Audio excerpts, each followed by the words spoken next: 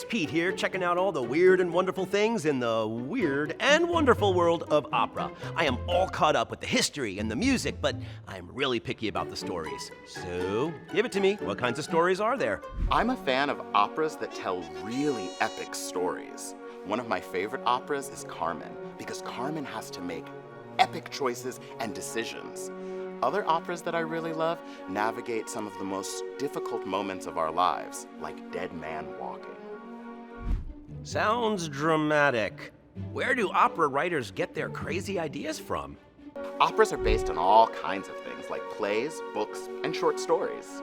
Okay, so operas are based on lots of things that are turned into a script with music and words. That's called the score.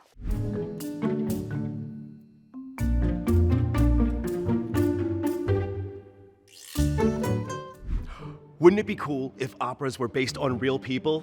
Like me? I mean, maybe there are. There are operas about kings, presidents, queens, and even about mathematicians like Ada Lovelace and Alan Turing. There are operas based on fairy tales like Cinderella and Hansel and Gretel, operas based on literature like Moby Dick, and there's even operas based on regular everyday people like Tazorian Thompson's Blue, Copland's Tenderland. Alrighty. I mean, really, who needs simple words when everything from songs and sets to music and costumes and dance are all used to tell a story? Just like a movie, only this movie is live on stage, and it sings.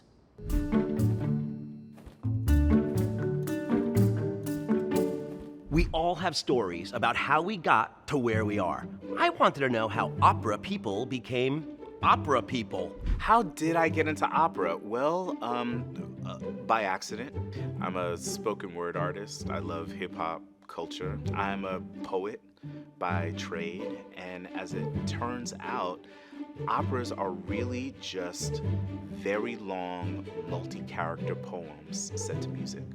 The first opera I ever saw was Turandot when I was 5 years old, and I fell asleep. And at the end of the show, as they were bowing, they all turned and pointed at me, dead asleep in the front row. And that might be why I'm an opera singer today. I got into opera because I love singing, I love theater, and I put them together. I started in musical theater. I worked in dinner theater when I was in college. And then when I got to graduate school, because I knew some Italian and some German and some French, my professors thought it might be a good idea for me to get into opera. And I went for it, and I never looked back.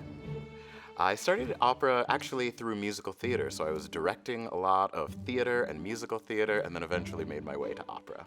When I was 17, I found myself in an opera. I sang in a church choir, and the guy who ran that church choir suddenly let me know that they needed more tenors. Tenors are the higher male voice in this opera production that he was in a local university.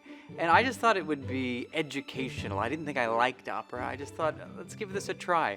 And about the second rehearsal, I realized I loved it. It was so beautiful. And the thing I didn't know is that it was funny.